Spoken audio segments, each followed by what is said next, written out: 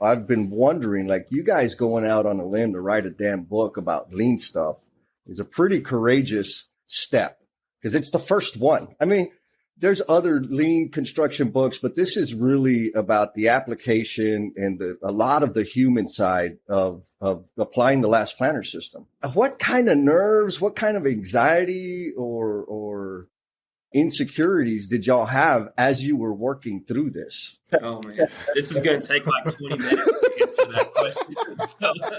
Oh yeah, baby. Are you ready? We got the forward-thinking and super gracious Joe and Keyan, authors of The Lean Builder. Man, these dudes went ahead and gave us an hour or so of their time. Of course, we had a lot of fun, but we also got deep and had some real serious talk about how they got to writing the book, the purpose of the book. And as we go through our conversation, it's going to take you behind the curtain where Keyan and Joe let us know all the details from inception on a flight to LCI Congress to the bourbon-fueled chapter. That's some pretty good stuff there. You know, what's really inspiring about these guys is they simply wanted to help builders build. The whole intent behind them taking the time and writing this book was to help folks learn some techniques and some methods and go out there and put them into practice so that they can have a better day. And that's the amazing thing about this lean construction community. People are out to help each other, share great practices for the sake of improving our industry. And that just fits perfectly with enhancing the image of careers in the trades, because we've got to improve the entire system so that people look forward to coming to work. And along with that, I got to drop the teaser. These guys talk about the core element of making all of this work straight from the authors. Appreciate y'all listening to the previous 7 Calabo sessions. And Keyan and Joe hooked it up. They gave us some time on their Saturday morning so that we could put a cherry on top just for you. Little reminder, we do have the patreon.com/learnings and missteps option out there, so you can get some L&M backstage pass action. And yes, I know you're sad. The Calabo sessions are up, but are they? We got a round of Calabo streams in the books. Check us out Saturday, September 18th at 8 a.m. Central Time. The culture warrior, Miss Jennifer Lacey, and I are going to be talking about 5S in relationships. We're going to go deep on this one. Love for y'all to jump on in and leave us your comments, ask us your question. And that's going to be a series of 5 episodes running every other Saturday from 8 a.m. Central to 9:15 a.m. Central, live on YouTube. And I'm going to go ahead and let y'all get into the goodness. And Mr. Felipe Engineer Manriquez, host of the EBFC show, is going to kick it off for us. Here we go, baby. We've got 2 very special guests with us, Keyan and Joe, authors of one of our most favorite lean nonfiction and fiction books. It does both. The Lean Builder. You got your book, Jesse? Got it. Got to dust, I had to wipe some dust off. And you will notice that in my book, Joe and Keyan, there's first page is blank, waiting for your autograph. So I will start to travel with this book every time I come to Texas for the odd chance that I might be able to get you to put a signature on it. Ooh, baby. We're all from the construction industry, and there's a certain stigma that we have from, let's say, folks that aren't in our industry, and maybe expectations are a little lower of folks that are in construction than in other professions. And so I've been wondering, like, you guys going out on a limb to write a damn book about lean stuff is a pretty courageous step because it's the first one. I mean, there's other lean construction books, but this is really about the application and a lot of the human side of applying the last planner system. What kind of nerves, what kind of anxiety or insecurities did y'all have as you were working through this? Oh man, this is going to take like 20 minutes to answer that question. And before you answer that question, I would love if each of you would say a little bit about yourself. I'll get started. So I'm Joe Donarumo. I'm one of the co-authors of the Lean Builder book, which Jesse and Felipe have been doing these Calabo sessions on. My day job, I'm a senior superintendent for a construction firm called Lindbeck. I work out of Fort Worth, Texas, and I primarily focus on healthcare construction. I also head up our Lean application within our company internally. So I'm Keyan Zandy, COO of Skiles Group. Skiles Group is a general contractor based in Dallas, Texas. We primarily focus on healthcare construction, but we do work in about 13 different states. And proud to have known Joe for, Joe, how long has it been? Over 10 years now? I came into the industry early 2000s, started implementing last planner system in around 2004. And so I've been around it for a while and try to make it work so many ways and gain so much value over the years. But it was probably 2011 that I took the paper version of the last planner, which it used to be all, 2-week and 6-week and paper that we would pass around, and kind of just blew it up, made it visual. And that was really where the light bulb came off for me and a lot of the other superintendents I was working with at the time. We started transitioning from that weekly subcontractor meeting to a daily huddle meeting. The journey with the Lean Builder for me has been just years and years and years of getting it wrong, or having, on our blog, I joke, there's a blog me and Joe wrote, was like, if your last pull plan sucked, here's some tips. And it's because out of the 400 pull plans I've ever done, probably 250 of them suck, That's what's so beautiful about all this, is there's just this journey. And so for us to link up and put this book together, man, we poured everything we had into it from all those years, just in an effort to try to help people. So it's been pretty humbling. I'm going to kind of dive into Jesse's question, because this is going to take a little bit to answer. So I think we kind of got to set the context of really what was in our hearts and in our guts for Keyan and I that actually got to the point of, why did we want to write a book?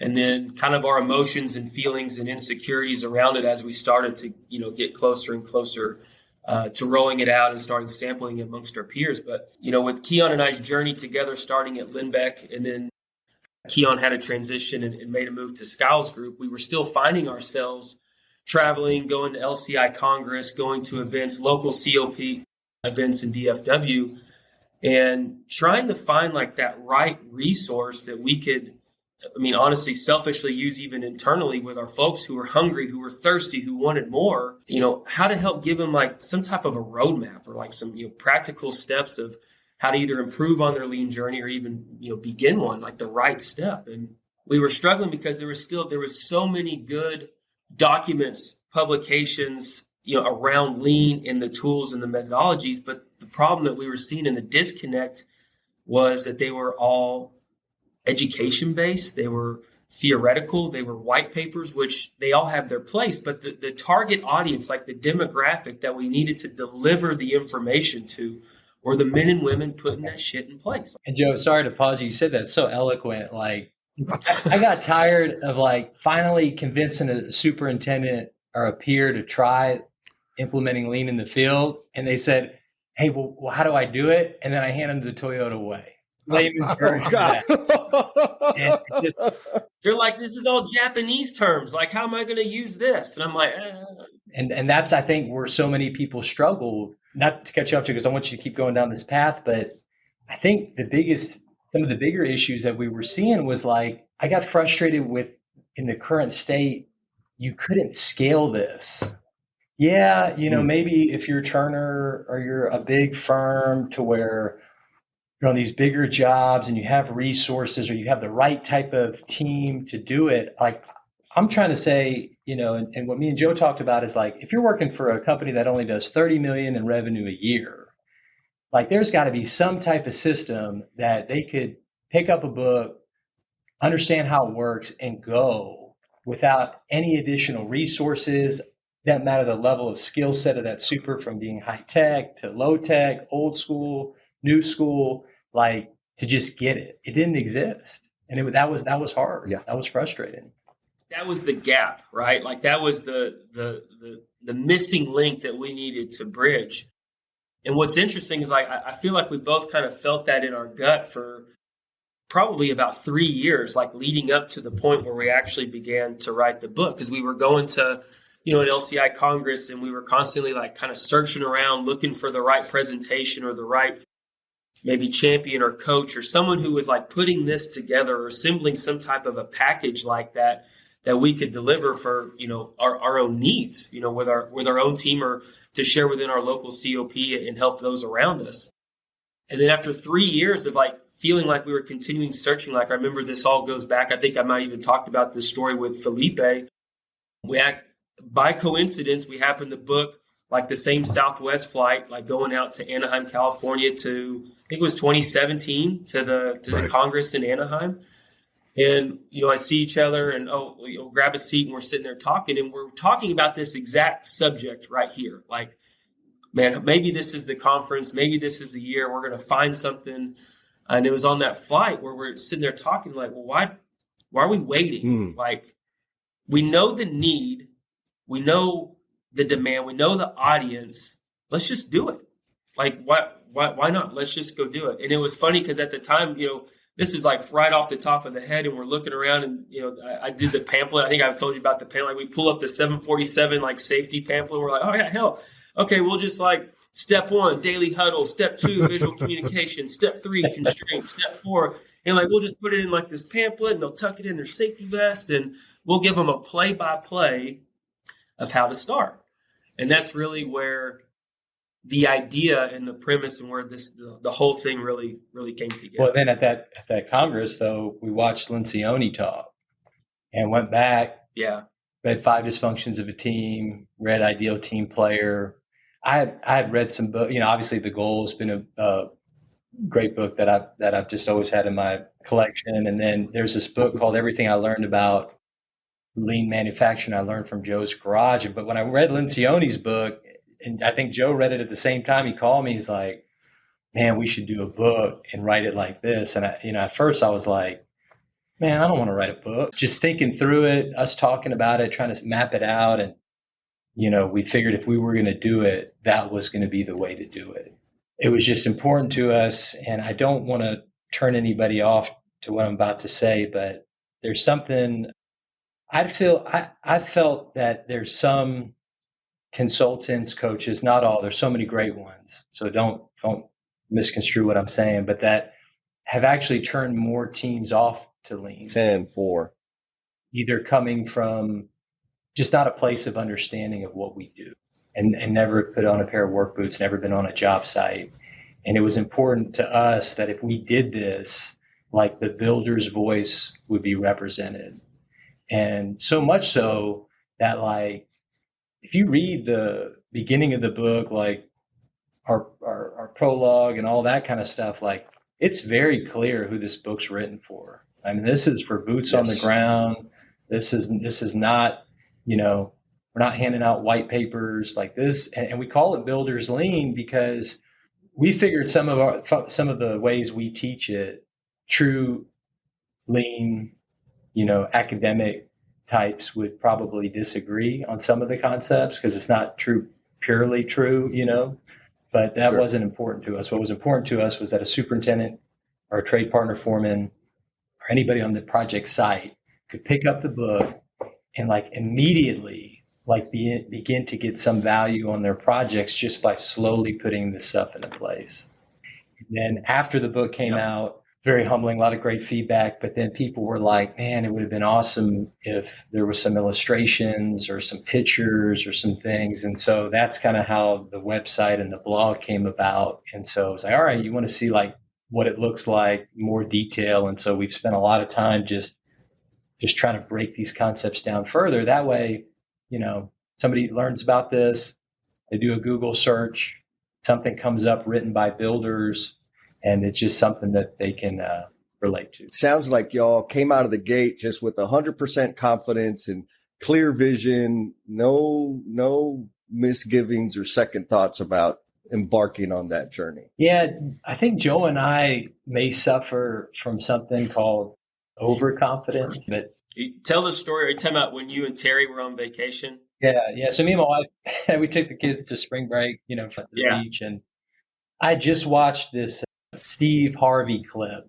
And I don't know if you guys know Steve Harvey, and but he he does the Family Feud stuff, but I think he preaches too, and so sometimes he's got these clips he's preaching in the audience, and he's telling everybody like, you got to know everybody's got a gift, you got to know what your gift is, and then you got to jump, because if you don't jump, you'll never fulfill your gift. And so we had the kids to bed, we've had a couple cocktails, and me and my wife, my wife's a professional too, she's an executive at her firm, and we're talking about what our gifts are, and have we jumped, or have you taken risks in your career? And she asked me point blank, she said, let me ask you something. She's like, you and Joe are writing this book that they're going to hand out at the Lean Congress and at the AGC convention in front of all your peers and people that are experts in this and all these things, right? And she said, has it ever crossed your mind once, like, what if it sucks? Like, are you not like extremely worried or have anxiety around that? And like, I swear to God, like, that was the first time it ever crossed my mind.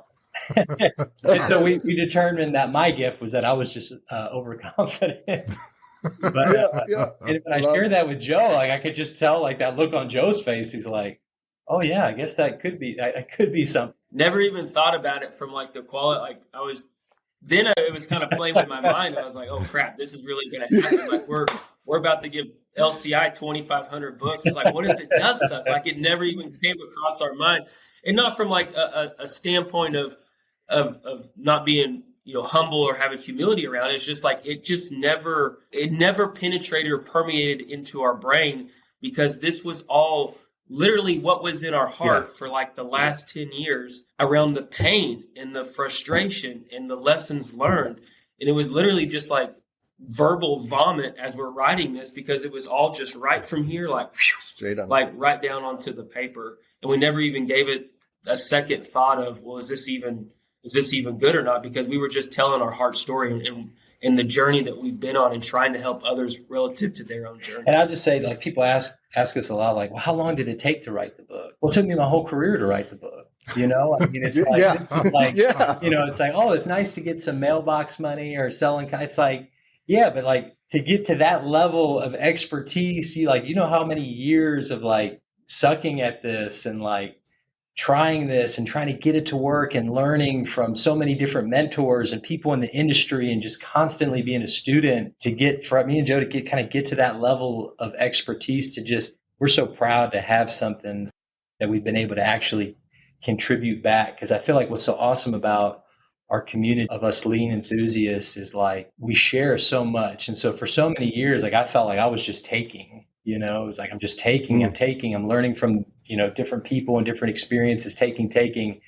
And then finally you get to a level to where it's like, man, now I want to give back. Like, I've learned so much. Like, now how do I give back? And so it's been fun to get into that mode and really start sharing, and to have this, and like to have people tell them it's helped them and that kind of thing. I mean, it's pretty cool. You guys have had an amazing experience, and I love that you came from your heart, and it started with massive frustration. I've actually read this book more than one time.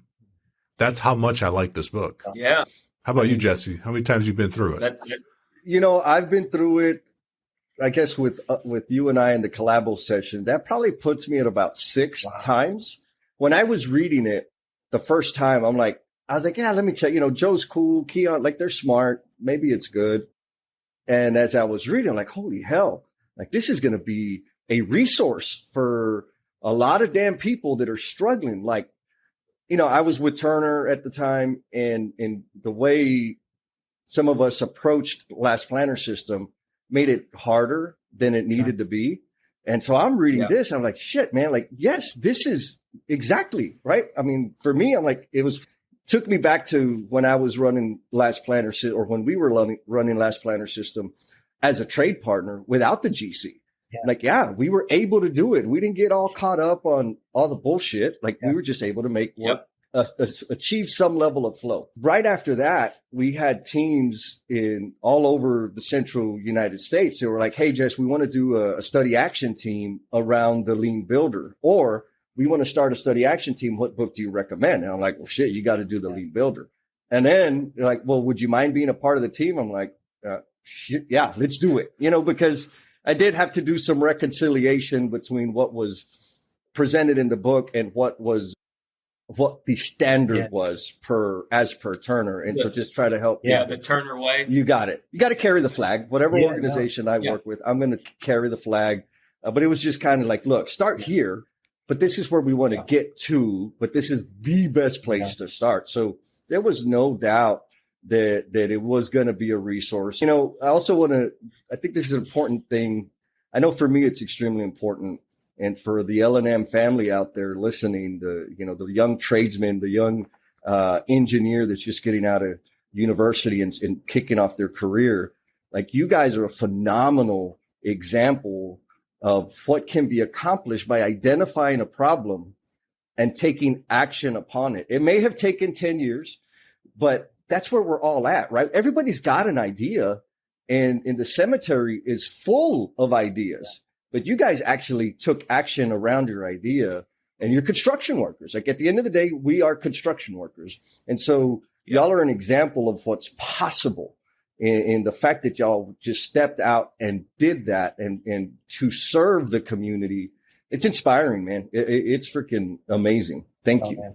Appreciate that, Jesse. Yeah, it means a lot. That was we were hustling really hard that year and trying to get everything put together by the summertime, because that was really like the milestone we were pulling back from to get everything wrapped up, because that was essentially kind of the launch of the book. And matter of fact, Keyan and I actually had our launch party like the Tuesday night there downtown Fort Worth, the week of Congress, and still probably one of the best highlights of my career, being able to share that with Keyan and Terry and my wife Tasha, and just the journey over the past 2 years writing it and finally kind of coming to a culmination and launching it there at that Congress was something I'll never forget. Yeah, you guys took some beautiful pictures. So for those of you listening, you have to go to the leanbuilder.com and look at those glorious photographs that Keyan and Joe have.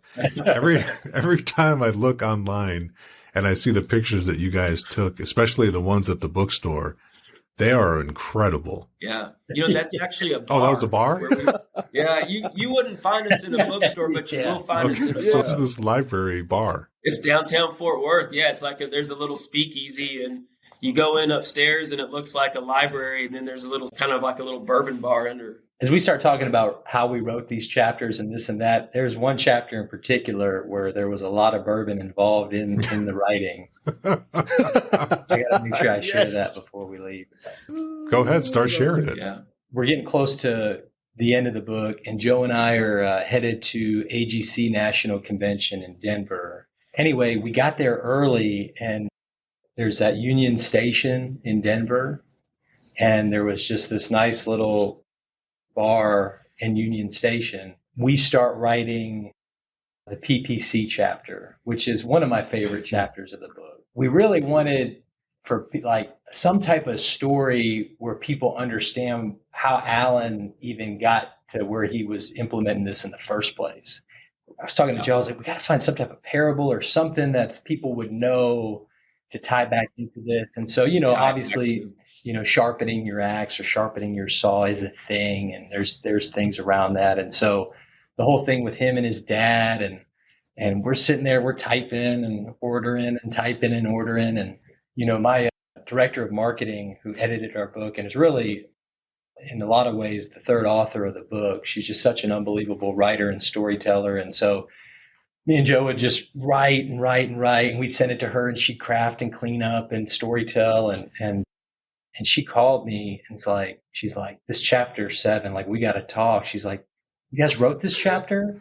And I was thinking to myself, like, oh, geez, Joe, like, we probably did it too hard. Like, Here we go. Yeah, this is probably. And she was like, man, this is like the best chapter in the book. And so we're like, man, we should have done the whole book like that. What have we been doing, So a lot of, to me, the biggest thing that I remember that not a lot of people care about, because the book is to teach people lean, but just the journey of writing it with Joe and just some of the sharing, people always ask like, are you Sam? Are you Alan? This and that. And like, this is like both of us, just our journey combined of like what it's been like in this industry. And then to put it out. Yeah. And no kidding, I was looking at it the other day that we've sold 12,000 copies of the book. Whoa. And to put it out and like to get feedback that like, this is my exact same journey. Like I'm saying, like for people to like resonate so well with the story, it's kind of unbelievable that in some ways, like we're still all living the same bad dream. You know what I mean? Like I remember a good friend of mine, Chris, who was with Turner, he said like, man, he's like, this thing gave me PTSD, it's like just going back because like just all the stuff along the way. And in our industry, that's what it is. We've just gotten so numb to the waste and the dysfunction and the long hours that like, we can't even, it's hard to even elevate. We've just accepted it for what it is. And so the fact that so many people resonate with the characters and then, just how me and Joe kind of crafted the characters in the book as far as the story we wanted them like, I can't applaud you guys enough. Like I couldn't believe how well you read into that, just in the early chapters, like how, you couldn't have Alan just telling Sam what to do. Like he had to fail through it. You know what I mean? You couldn't have Sam like he had to show his true colors at some point with the two schedules and the way he treated the architect, because prior to knowing anything about this, that's the way we're seasoned and conditioned coming into this industry. Yeah. And so it had to play out the way it did. I stand behind every way we did it. And I remember early on, like some of the people, again, like when I call it builder's lean, like I think some folks may have had some problems with like you guys said, like we don't talk about last planner system till more than halfway through the end of the book. And that's intentional. Like, you find for me some company that does not do daily huddles, that does a weekly hour and a half subcontractor meeting once a week, that has no culture of respecting trades. The trades have a culture of, hey, your project's a race. It's not a team sport. They've never been empowered to talk. All those kind of things that you guys hit on. Yeah, go try to do a pull plan session. Go try to teach last planner to that group. I love to see it. You know what I mean? And so like for us, it's like, and even when me and Joe do a workshop or try to teach this, like the whole first half, like we don't daily huddle, constraint boards, how to run an effective huddle, how to implement visual communication. And you know what? Like if you could do that for a year, you'd be better off than where you are now. And then when people actually start to see the value, they start to get curious, now start implementing a little bit last planner. And even just to go a little deeper, like it's just through the implementation of those simple tools that you even build the foundational culture on that job site that you have to have in the freaking first place of trust, accountability, and mutual respect to even go do last planner system.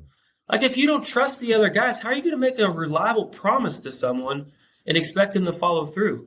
And that's always been the frustration of seeing people just dive right into last planner and dive into the tool, but they have no job site culture. They have nothing to sustain or pull back to of having the right stuff to tie it all down. Like you can't do it without the culture. Culture first.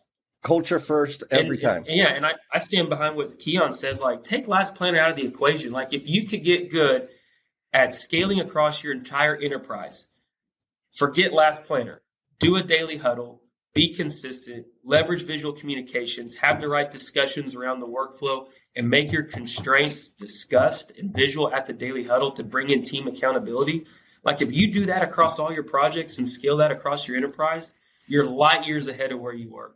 And you're going to find tremendous value. And then you're going to be poised to then start ready for that calculus level. And I just the last thing I want to add to that is like, if you're working for a large progressive general contractor, like, in that type of environment, there is a lot, those firms are more adept and the people are more seasoned to go that route.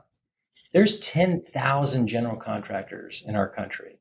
Like, forget about the bit of us that are involved in LCI and forget about the majority that only do 50 million, like 50 million or more a year.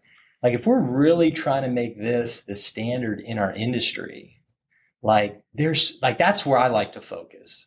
There's so many other people focusing on, hey, let's do a simulation game with the team and let's do hey, that's great. I'm looking for that superintendent that is working 80 hours a week in some market where there's no community of practice, where, this is just trying to figure out a better way to do it.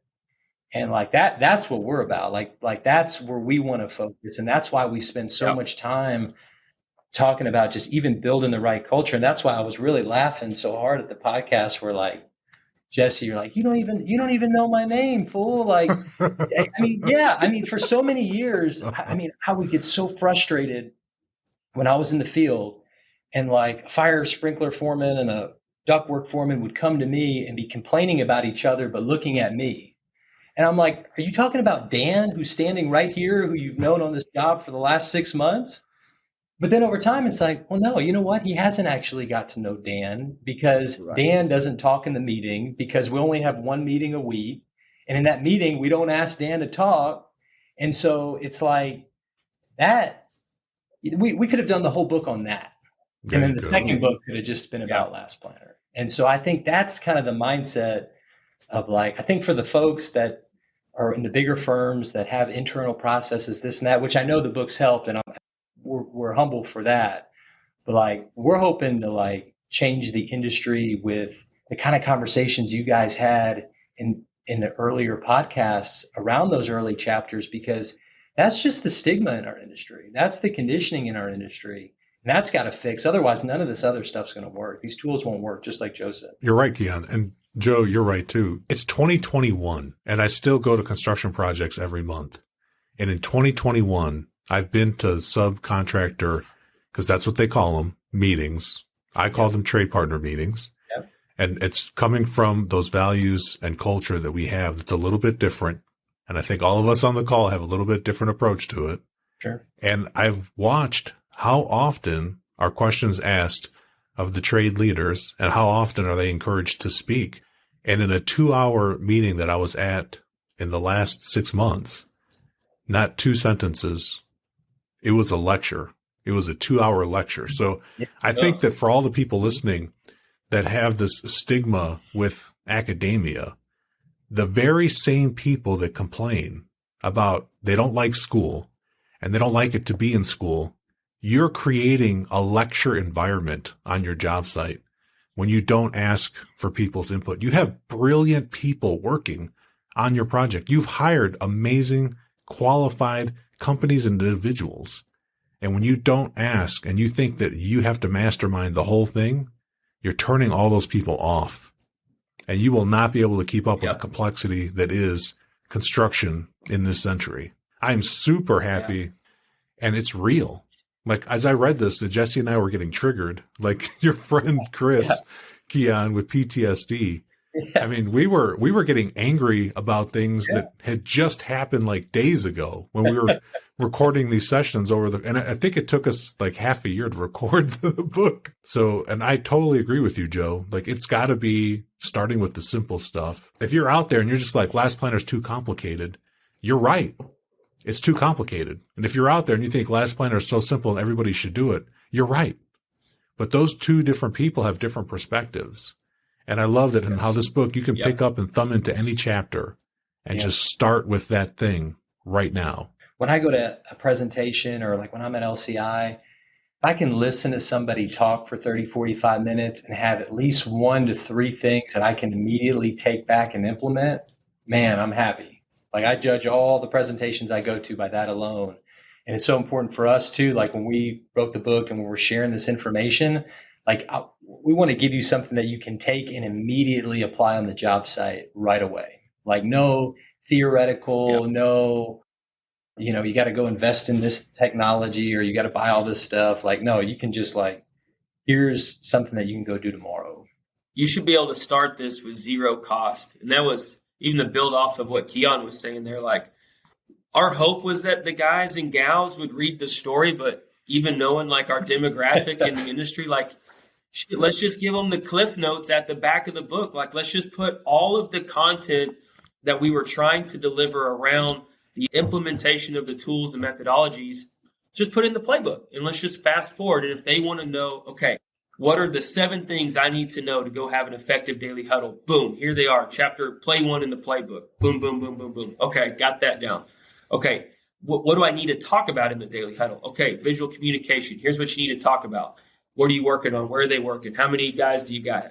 What are your deliveries? What are your constraints? Like, feed the information through there. And that was the whole premise, because we wanted everything to be tangible. We wanted everything that they could read one chapter before even moving on to the next chapter. Okay, great. Now I got 5 things that I can go try out on my job site on Monday morning to try to get a little bit better.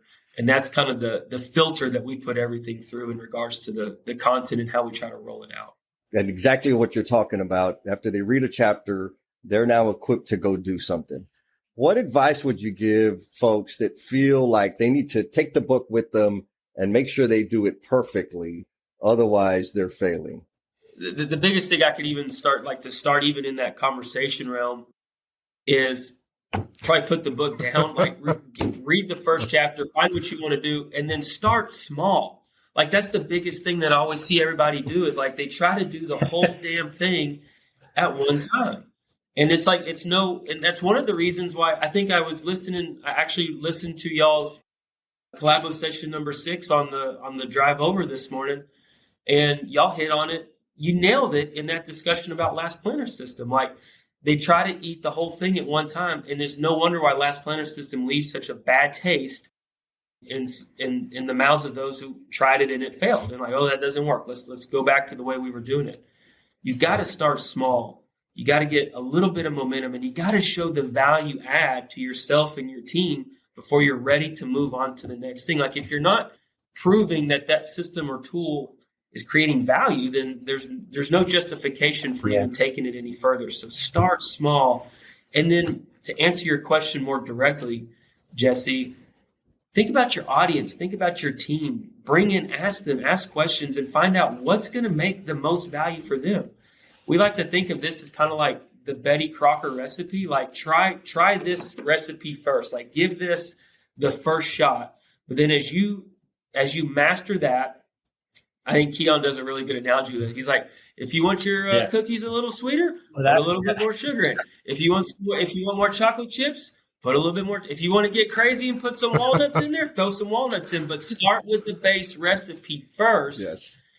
Start bringing in bits and pieces that's going to deliver more value to that team. You don't have to be focused on trying to get it all just right and perfect and make it look just like it is in the book, man.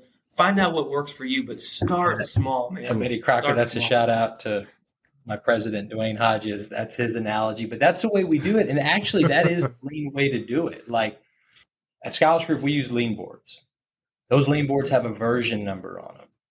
Everybody operates off version 1. Then we start meeting as groups, start to see, is there a better way to do things? And then if we all agree, we all update the standard and go to version 2. I mean, that's the way to do it. But going back to your niche, like, here's my compass to our people. If it adds value, that's lean. If somebody tells you to do something that's lean and it's not adding any value, then that's not lean. And you should stop doing it. We're not trying to check boxes here. It's all about the compass of value, waste. And if it's not adding value, then either you're doing it wrong or you don't need to be doing it. And it's that simple. Yep. And for us, like, I like to empower our people. Yep. Like, they'll know, like, the field will know. The field will know. They come to a daily huddle and the superintendent is, 80% presenting and 20% facilitating, like, and they don't get to talk as much. Yeah, they'll get a little bit of value and maybe they come and they participate. But if the superintendent is 80% facilitating and 20% telling, and now they're engaged, like, they're going to see the value and then they'll want to come. And so just that's the compass. But I totally agree with Joe. Start small. And people are like, well, how long should I wait? It's like, who knows? Wait a year. you know, like Yes. it's so funny. Like in the more progressive firms too, it's like we'll sit there and talk an hour on daily huddles, and then maybe an hour on visual communication if we're teaching something. And you can just tell they're bored. And then I'll just ask a question like, oh, do you guys do this on every one of your projects across your entire company? If the answer is no, then like stop. It's great that your job, you feel a little more progressive. What are you trying to accomplish? If you're trying to build your firm up to be a firm that is a true leader in implementation of lean and changing the industry and pushing the needle, like every project in your entire firm should have a huddle. Every project should be using visual communication. Every project should be managing constraints. You get there? Okay. Now let's start with last planner system. Now let's start trying to implement full planning. But, you know how it is. A lot of people like to pick and choose, They do. Everyone wants to shop off of the a la carte menu. Yeah. And they don't want to trust the chef that's spent decades creating their craft and making that food just, especially burritos, just so delicious. Oh, man, you're making me hungry. I'll get some breakfast burritos soon. I think one of the things that you said, Keyan, earlier, and Joe was reacting to it as well, is that there has been a lot of groundwork done in this area. And people forget in lean that it didn't start in academia. It started in real companies, people solving real business problems. And from my perspective, we're on the same page of what lean is. Like you just said now, if it adds value for you, that's lean. And for me, if you're learning and it changes what you do tomorrow to make you better, because I'm better by your standard, not by mine, better by your standard. To me, that's lean. A learning and adaptive mindset is all I'm looking for in anybody that's hungry and wants to start with something. And I completely agree. We have a lot of firms that are just anti last planner system. And if they are, it's probably for a good reason, because somebody came in or they saw something that was like overly complicated. And if somebody makes anybody can actually take something simple and make it complicated and complex. That's not a mark of genius. And so you want to make it so that if you can't talk to people in conversation and improve how you deliver your job, you probably don't know enough yet. And that's okay. Start, like Joe said, start exactly where you are. If you haven't ever asked, are there things holding you up as a superintendent or as a foreman running crews? If you've never asked your crew, why can't we do this thing as planned? Yeah. That's the first place to start, asking a question, and then you'll build capacity from there. And then I completely agree with Jesse. If you're a trade partner and you have someone that knows how to do this, use them to help you and do it whether the GC does it or not. Yeah. I'm starting to know more. I know more trade partners now than GC companies that do pool planning when the GC doesn't. That's becoming a thing. Yeah. Oh, yeah. And GCs, if you're listening out there, trade partners make real money, whereas we make pennies on the dollar. But I want to ask Joe and Keyan, what's something that you get asked a lot, or what's something that you wish people would ask you when it comes to the Lean Builder or the blog? I might go first. I want to share a couple funny things. So what I did not expect would happen when we wrote the book was that superintendents across the country would send me pictures via LinkedIn of their Elmo dolls on their job site. That's been a little creepy. I appreciate it, but I get a lot of that. Yeah, I get a lot of that. And so that's been fun. I think, for the most part, the feedback that I've gotten around the book has been all positive, even from people that I've learned a lot from and respect that are in key positions, kind of like you, Felipe, in your firm, to where I think when they first read it, they were like, we don't actually do it the way you describe. But then once their superintendents read it and it was like the first resource that they were like, oh, this is good, then it was like, yeah, let's open it up. And so it's been so fun for me and Joe. We get a lot of the orders we get are for like 30, 40, 50 books that are going to entire project teams, all the field teams for their certain firms. And then when we get feedback from some of those folks, it's super humbling. And I don't know that we expected a lot of that, Joe. I don't know about you, but it was like, we knew we wanted to write this book. We knew we wanted to share this journey. We knew we wanted to give back. But I don't know that we put much thought into be like what it would be like afterward. It was just something that we thought we needed to do, you know? Yeah.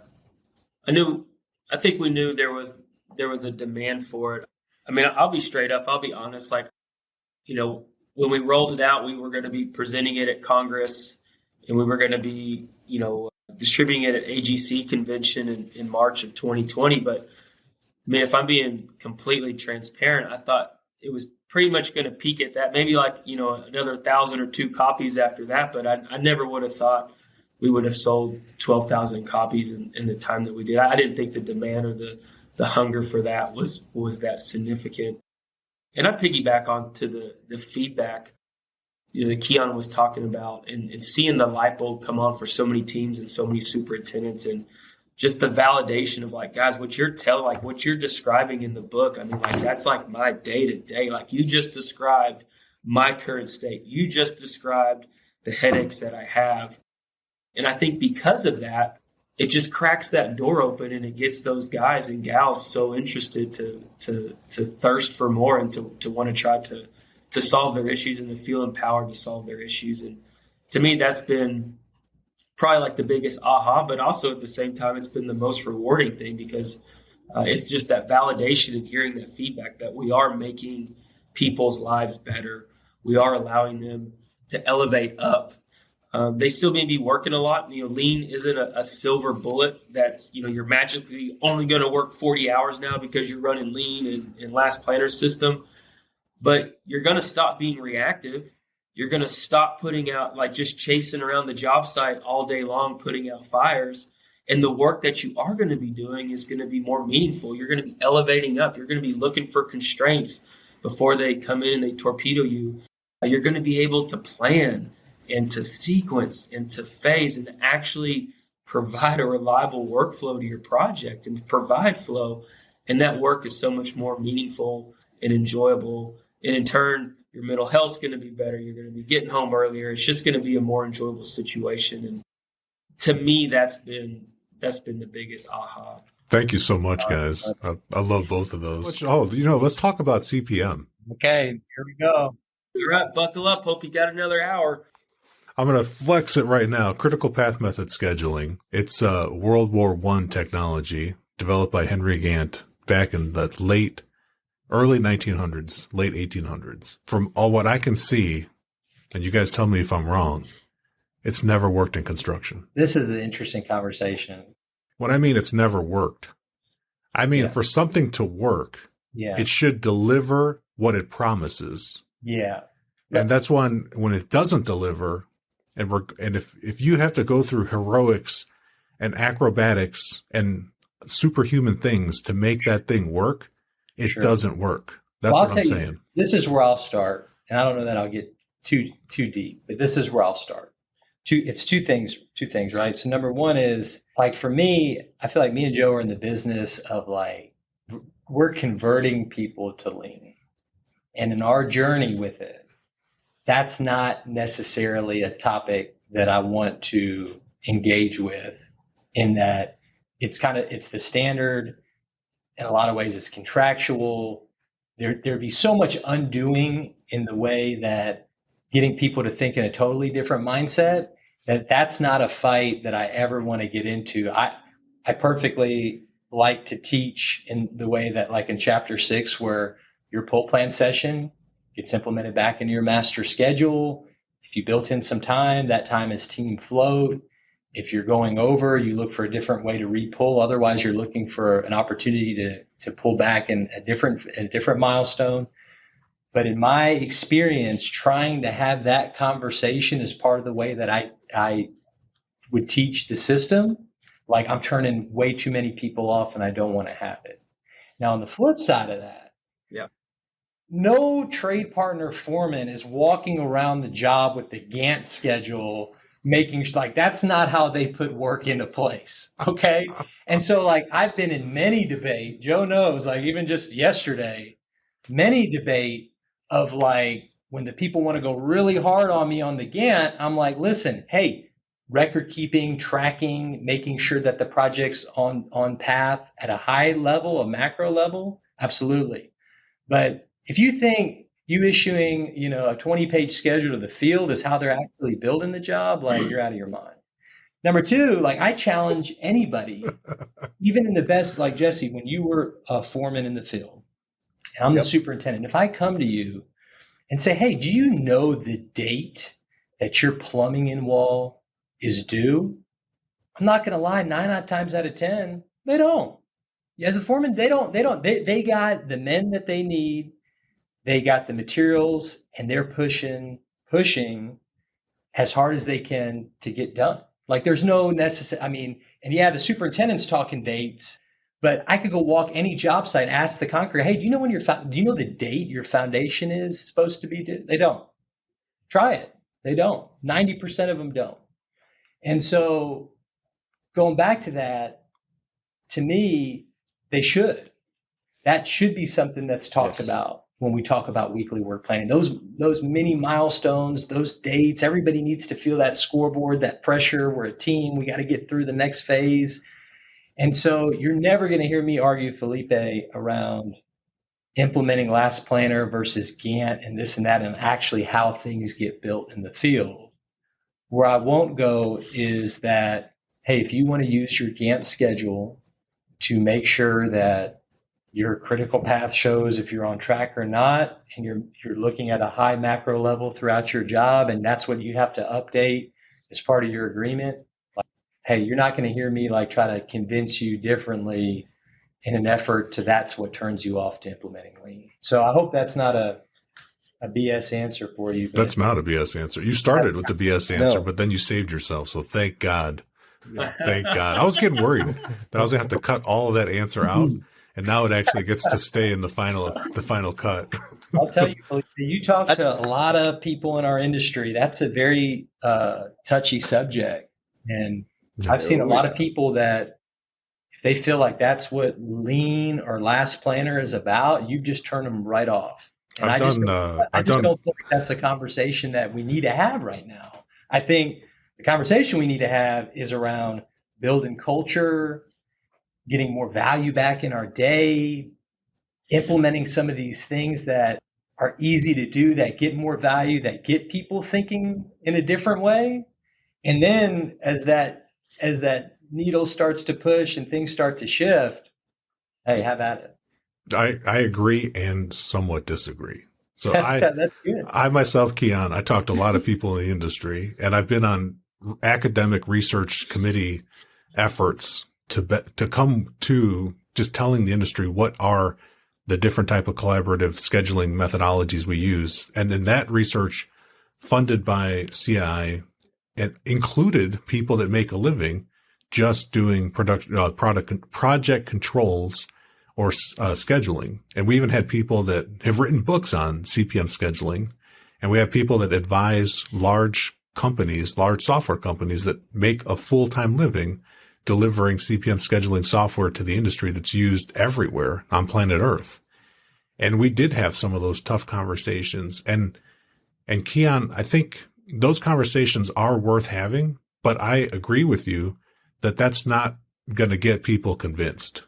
And I think we all agree, like from the builder's perspective, and the same is true for people in support functions and also in executives.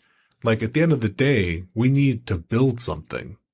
And so we can have some healthy debate and dialogue on what works and what doesn't. And I want the people that make their living doing those things in support I'm not trying to eliminate your job. I'm not. That definitely it has its place. And like you said, some of these things are contractual and standard. But what I don't want to do is to get over reliant on things that don't really function in a way that benefits the people trying to put the work in place. I want to always support the people building it. And the reason I do that is because the clients that we build for need these things. That's the whole reason that we're even coming together, is because there's a need. And the need is not so that Joe can just build like his 55th hospital. The need is because that hospital is going to treat people that need care and need to come back to health. In the case of Joe, because he does a lot of hospitals. And so That's where I'm coming at it, Keyan. Yeah. Like, Well, I'll say this, Felipe. I mean, that's why we need people like you in our industry. I mean, continuing to push the needle and to already be thinking that far ahead, to have these kind of conversations and to be doing this kind of research. And so again, you're not going to hear me disagree with that. I think we do need people like you that are trying to push the next phase of what this could be. So you're not going to hear me argue with that. yeah, and I've had, Jesse has witnessed it on LinkedIn. People have come after me on the CPM debate and on Scrum as well, because Scrum gets a lot of whiplash too, because it's also a pull framework, very similar to LPS. And I'll go back and forth with people respectfully, and I'll even have to call people on the phone. I've had conversations with people that some of my friends have blocked from posting on LinkedIn, and I've given them my cell phone, and we've had like a 10-minute or a half-hour conversation. And at the end of it, Keyan, we both understand each other better. And I've made so many more friends that way. Then I don't tell people like what they're doing is wrong. And in our company, when we developed our LPS, we brought on some chief schedulers from around the organization and some other scheduling managers to make sure that this was something that works with how they're working now. So we're not jumping, like, to go back to what you said about Steve Harvey, like, we're going to jump, but we're not going to jump so far that we fall down and die. Yeah. We're going to jump and still make some progress. So what do you say to CPM, Joe? Because you probably F9 at least a couple times a day. I mean, at high level, I agree and take the stance of where Keyan was headed. There was something that y'all said on your last podcast. I think it was Jesse that was like CPM and Last Planner System were like the parents who got a divorce and they've been separated for 5 years and now everyone's trying to get them back together. I chuckled at that one. To me, they both have their place and they both serve their purpose. If anything, if I see them, like when I visually try to see them, I see them working in parallel. They're not something that works like this in unison. They are two independent tools that are serving two different functions. To me, when that information, you got to capture that information from the pool.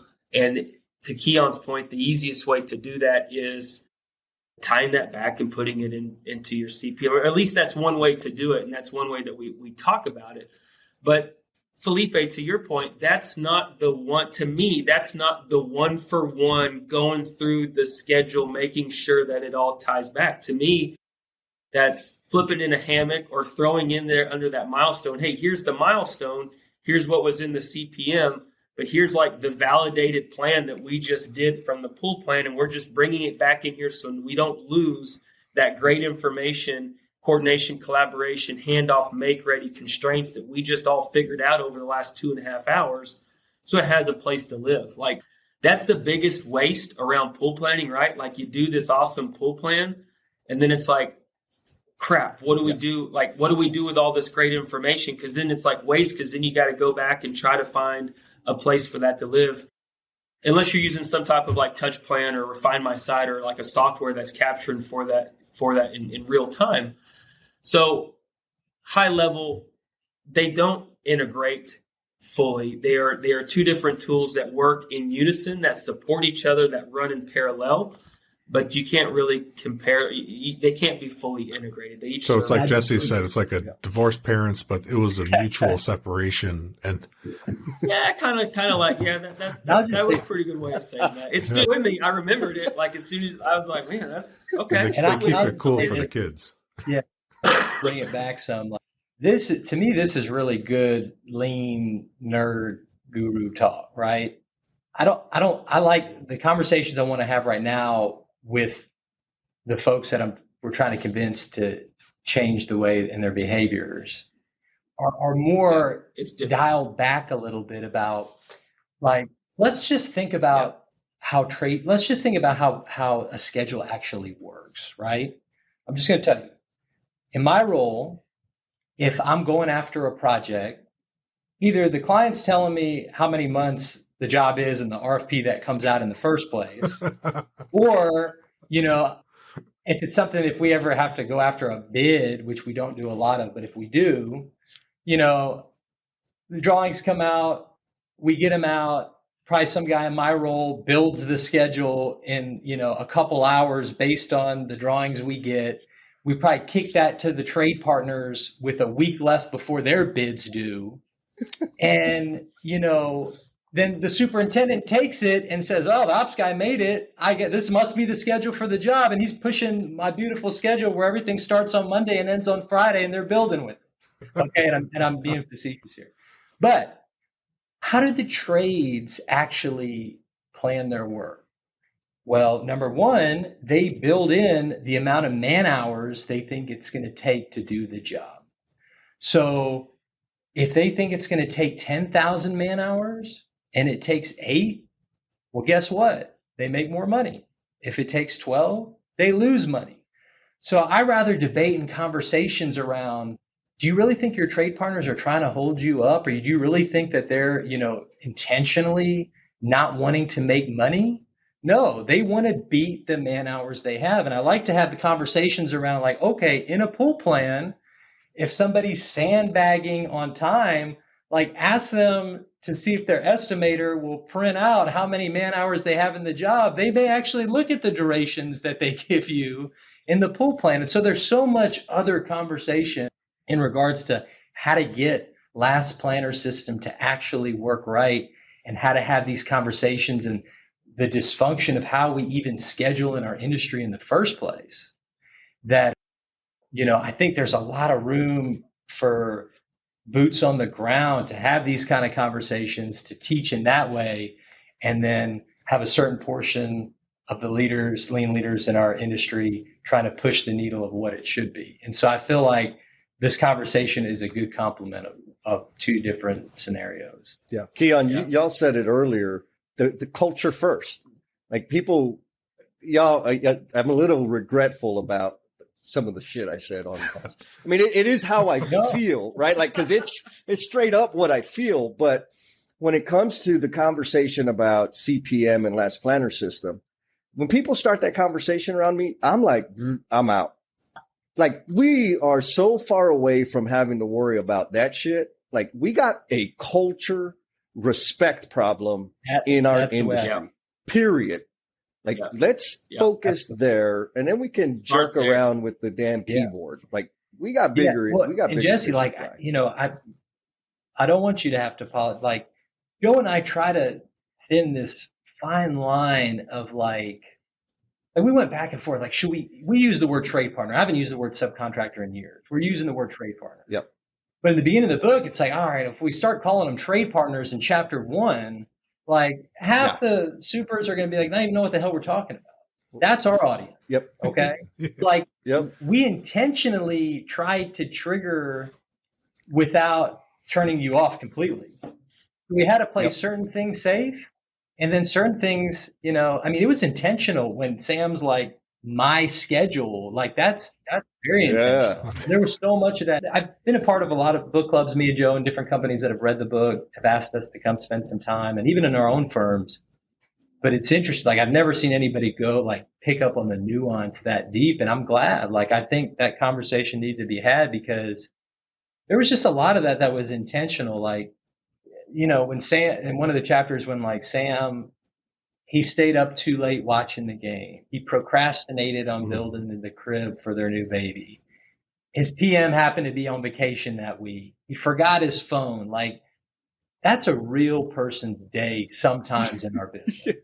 And for him to have the compiling issues of the firefighting that was going on with all the, like, that's what happens. Like, that's just the way it is. And people are human, and the way they react is going to be human, especially on a job site. And so it's good that you felt that way. Like, that was the intent. Yeah, my favorite part when Jesse got triggered is when they were going to write a letter to their office or call their office, and he's like, "Well, you better CC my mom on the email."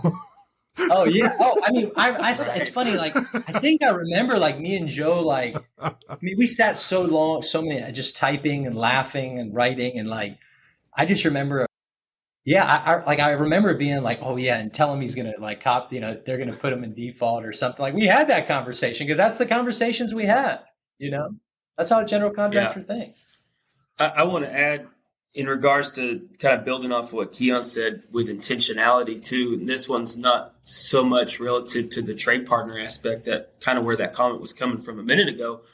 But to us, it was so important for Alan to be the character dropping the knowledge onto Sam, who was the younger demographic, because I think that's another significant challenge that we're facing in our industry today, because we're at a really kind of weird pivotal time where we've had all these amazing leaders.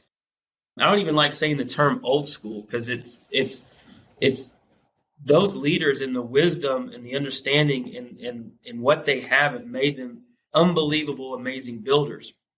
But the game's changed. Yeah. Like, it's not them that's changed. It's the current state of this freaking industry. Like, it's the design. It's the skilled trades and the lack of. It's just the trades in general. It's the communication styles. It's the trade partners and just you guys having to manage this skilled labor and just not having the time to plan and get into the weeds. And most of the time you're ripped off of one job and thrown onto another and you don't know what's going on. And, because of that, it's just tough for what I feel like a young, less inexperienced, either a project engineer, APM, superintendent, to like bring these ideas and topics up to some of these more senior leaders who are like, why do we need to change what we're doing here? Because what I've been doing has been working. I've been with my company 30 years, made my owner a bunch of money.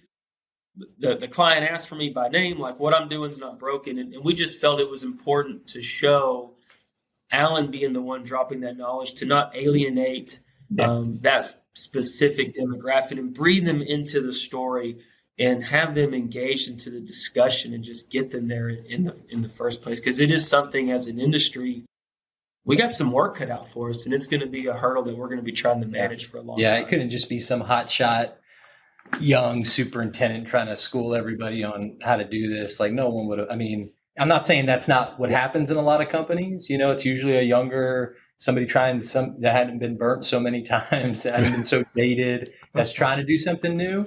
But like, that's not fully our audience. Our audience is to try to help those folks. And that's what, like Joe said, man, Sam had to be the junior guy. Alan, the sensei, had to be the older guy, and he had to drop the knowledge in a way that like he's just not spoon feeding it. Like Sam had to learn it. I think Keyan will attest to this, and this is really important.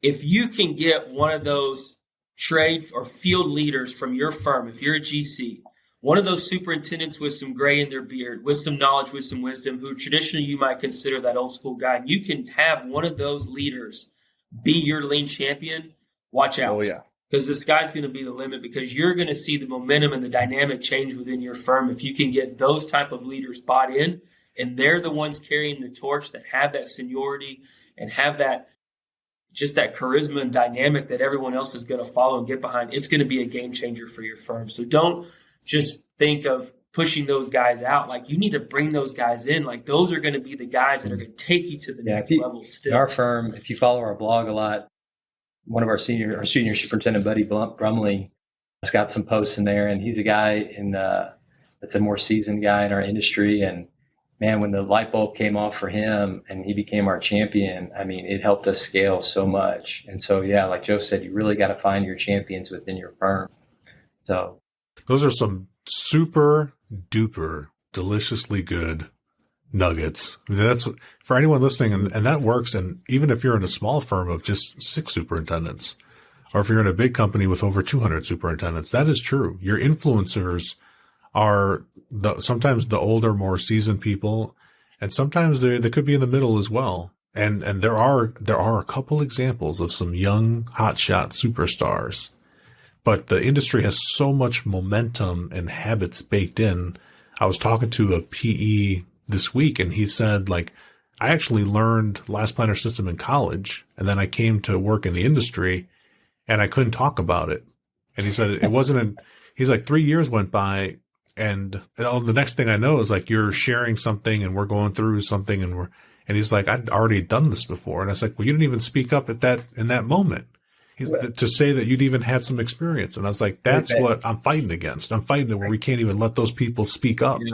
I gotta share a story. So a lot of universities have picked up our book because a lot of universities in their grad program or their capstone programs, they teach lean now, which is awesome. And so they've been requiring the book as reading. And so sometimes Joe and I will speak, but I remember giving a presentation at Texas A&M just about lean. And this was probably before the book, but I was talking about a material delivery board because again, like I'm focusing on things that are very tangible. And so like on our projects, we have a material delivery board. It tracks, what's being delivered, when, what type of truck is it coming in, how is it going to come off the truck, all those kind of things. And I'm explaining this like as part of visual communication to this group of students. And when I give this presentation in industry, like people are like, yeah, that's a good idea. We used to do that in the past, or tracking hook time. And like I see people like, that's great. We got to do that. And I see the light bulbs come on. In the classroom setting, like blank faces. Finally, this kid raises his hand. He's like, hey, I started to ask. He's like, and don't take this the wrong way, but it really doesn't sound that like groundbreaking. He's like, why wouldn't you guys just have a material delivery board anyway? And like, I was like, triggered. I was like, dude, you have been jaded by the dysfunction in our industry. Like, we don't have time to think about common sense. Like, we're too busy chasing our ass. Like, so it's like, I share that story all the time because it's so funny because it's like when you're firefighting all day long, dealing with issues, people issues, project issues, all that kind of stuff, we've become so conditioned to the dysfunction. We don't even know what's supposed to be there or not. And, just, it's so funny, you bringing up a kid coming out of school and saying, man, I learned this and this wasn't what I experienced when I got here. And he almost forgot about it, or they wasn't. And I get it. I get it. I see it. It is a very intense industry, and you could be dropped in on a magical project headed to litigation, and you're going to have a completely different experience than someone going on a job where you've negotiated with the client and the client just loves you and they're naming, they're dropping Joe's name and they're just negotiating the job directly based on relationship. Those are completely different things. Yeah. That's two and sides. I think I want to close it down with the resources that you guys are putting out in the book are phenomenal, based on truth. Jesse and I attest, hand to God, truths being dropped in there. And we love the book, guys. We love what you've done. I wouldn't change anything in the book. The fact that it triggers so many people at so many different levels means you did it right. And I think the Lean blog where you're sharing stories from different voices in the industry is critically important. I'll share something, had a young project engineer that doesn't even work in our organization contacted me through LinkedIn. And they said, I read this thing on the Lean Builder and I've heard you talking about this and we want to start doing this. What do I need to do? And so I went to the same article that someone had posted on your site, and we just closed a couple of gaps and said, go do it and be patient with yourself. It's not going to be perfect the first time. A lot of people in our industry talk themselves out of trying something because it's not going to be exactly perfect. Yeah. I said the best thing you can do, and when you stand up, if your superintendent's going to make you stand up and facilitate this, tell the tradespeople it's your first time. And that you would appreciate them to help you. They will help you. Yeah. Love it. So with that, I want to give Jesse the last words, and then I want to thank you guys for coming on the show, and then thank us if you want to. If this has been good for you, then we'll close it down. Jesse. Yeah. Thank you, Keyan and Joe, for being gracious with your time, for giving us the space to actually do the damn Calabo sessions, and for the feedback that y'all have given. I mean, Keyan, Joe, both of you guys have sent us feedback about one of the episodes you listen and the dumb shit that comes out of my mouth. And I'm like, oh, okay, good. I didn't piss them off. Like, it's actually like pretty damn awesome to get feedback from you guys and having the impact and the fingerprint that y'all are going to leave in the industry. So it's all I can say is thank you. And I'm looking forward to the ripples of change that y'all are going to continue to have. And I also want to lend myself to you. If there's a way that you can find in the future where I could serve you and contribute to your mission, I'm like totally down. But warning, you already know the way I am. There's some things you might want to take into consideration. So thanks, guys. And I got mad respect for both of you, Joe and Keyan. I have nothing but respect for what the work you're doing and what you've done and why you did it. Yeah, thank you guys. It's a two-way street on our end as well. Felipe, Jesse, thank you guys for the opportunity. Thank you for going through these Calabo sessions, and we enjoyed the space this morning. We enjoyed the opportunity to shed a little light into some of the context around how we got to this point and how we got this workout and the platform, you guys. So we're here for y'all as well, and thank you. Yeah, no, likewise. Very humbling to hear that from both of you. I think the two things that I would have in closing is, one, when Joe and I wrote this book, like I remember telling Joe that I hope in like 3 to 4 years' time, there's like a handful of books written by true practitioners or something that if anybody comes to us, it's like, here, read this or listen to this. And so what you guys are doing with your podcast, I can't even imagine the amount of time and effort that takes, all in the effort to give back to the industry. Man, keep up the good fight. This is what's needed. I've never been more excited about the potential of what could be changing in our industry as I am right now. The second thing, and I hate to keep the rumors going, but I can't confirm or deny that Alan Phillips was named after Felipe. So the rumors are still out there. I can't confirm or deny that. No comment. I forgot all of Oh my God, that. kid. I can't believe you brought that up. What did I tell you? These guys do not disappoint. If you haven't gone out and tried some of these things or bought the book or listened to the previous Calabo sessions, you need to go do it. And then anything that catches your interest that you haven't tried yet, test it out. Put it into action. Promise you, it's going to make things a lot better. And while you're trying out those new things, how about you give, I'm going to be a little greedy here and make another ask. So far, we're batting 1,000 on our iTunes ratings. We're 10 for 10 with 5-star ratings. And I know there's more than 10 of y'all out there listening, so I'd love it if you would go give us your honest, true rating and leave us a comment, leave us a thought, something that tickled your mind, something that bugged you, something that we can improve. It'll help us, get some more run out there and spread the good word. And the moment we've all been waiting for, recognition for another L&M family member. This feedback comes directly from Daniela Torelli. Daniela tells us, I had listened to the D. Durant episode. I absolutely loved it and will definitely check out some more of your other episodes. Keep up the great work. See, that's what I'm talking about. People are getting some good stuff out of this. Daniela, thank you for taking the time not only to listen, but to go above and beyond and give us the feedback. It's very meaningful. And for the rest of the L&M family, I'm really looking forward to interacting with you on the Calabo stream on YouTube. It's going to be some good stuff, and I'm kind of like an open target. So bring it and bring it hard. Peace.